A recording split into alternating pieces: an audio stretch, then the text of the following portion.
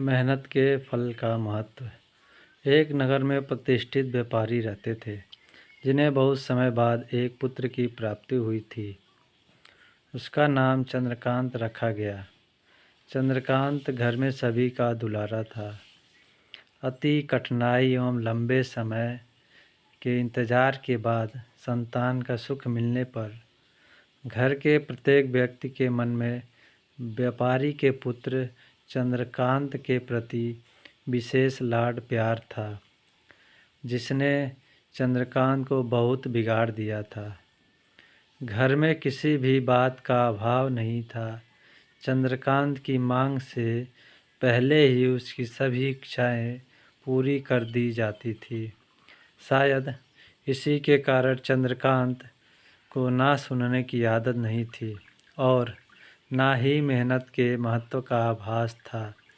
चंद्रकांत ने जीवन में कभी अभाव नहीं देखा था, इसलिए उसका नज़रिया जीवन के प्रति बहुत अलग था। और वही व्यापारी ने कड़ी मेहनत से अपना व्यापार बनाया था। ढलती उम्र के साथ व्यापारी को अपने कारोबार के प्रति चिंता होने लगी थी। व्यापारी को चंद्रकांत के व्यवहार से प्रत्यक्ष था कि उसके पुत्र को मेहनत के फल का महत्व नहीं पता। उसे आभास हो चुका था कि उसके लाड प्यार ने चंद्रकांत को जीवन की वास्तविकता और जीवन में मेहनत के महत्व से बहुत दूर कर दिया है। गहन चिंतन के बाद व्यापारी ने निश्चय किया कि वह चंद्रकांत को मेहनत के फल का महत्व स्वयं सिखाएगा, चाहे उसके लिए उसे कठोर ही क्यों न बनना पड़े। व्यापारी ने चंद्रकांत को अपने पास बुलाया और बहुत ही तीखे स्वर में उससे बात की। उसने कहा कि तुम्हारा मेरे परिवार में कोई अस्तित्व नहीं है। तुमने मेरे कारोबार में कोई योगदान नहीं दिया और इसलिए मैं चाहता हूँ कि तुम अपनी मेहनत से धन कमाओ, तब ही तुम्हारे धन के मुताबिक 2 वक्त का खाना दिया जाएगा।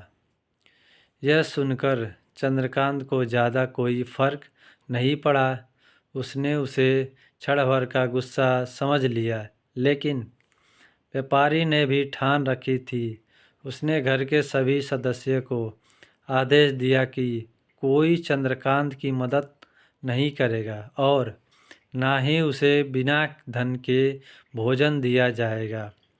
चंद्रकांत से सभी बहुत प्यार करते थे, जिसका उसने बहुत फ़ायदा उठाया।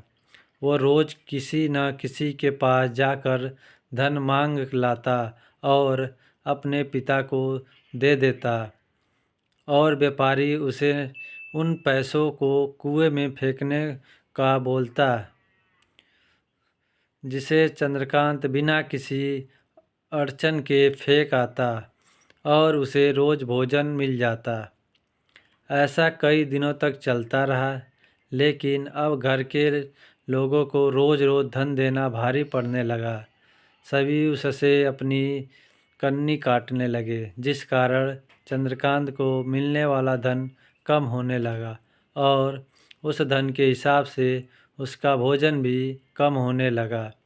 एक दिन चंद्रकांत को किसी ने धन नहीं दिया और उसे अपनी भूख को शांत करने के लिए गांव में जाकर कार्य करना पड़ा। उस दिन वो बहुत देर से थका हारा व्यापारी के पास पहुंचा और धन देकर भोजन मांगा। रोज़ के अनुसार व्यापारी ने उसे वो धन कुएं में फेंकने का आदेश दिया, जिसे इस बार चंद्रकांत सहजता से स्वीकार कर पाया और उसने पलटकर जवाब दिया, पिताजी, मैं इतनी मेहनत करके पसीना बहाकर इस धन को लाया और आपने मुझे एक क्षण में इस कुएं में फेंकने को कह दिया। यह सुनकर व्यापारी समझ गया कि आज चंद्रकांत को मेहनत के फल का महत्व समझ आ गया है। व्यापारी भली बात जानता था कि उसके परिवार वाले चंद्रकांत की मदद कर रहे हैं, तब ही चंद्रकांत इतनी आसानी से धन कुएं में डाल आता था। लेकिन उसे पता था एक न एक दिन सभी परिवारजन चंद्रकांत से कन्नी काट लेंगे। उस दिन चंद्रकांत के पास कोई विकल्प शेष नहीं होगा। व्यापारी ने चंद्रकांत को गले लगा लिया और अपना सारा कारोबार उसे सौंप दिया। दोस्तों, इस कहानी से शिक्षा हमें यह मिलती है कि आज के समय में उच्च वर्ग के परिवारों की संतानों को मेहनत के फल का महत्व पता नहीं होता और ऐसे में यह दायित्व उनके माता पिता का होता है कि वह अपने बच्चे को जीवन की वास्तविकता से अवगत कराए। लक्ष्मी उसी घर में आती है जहाँ उसका सम्मान होता है।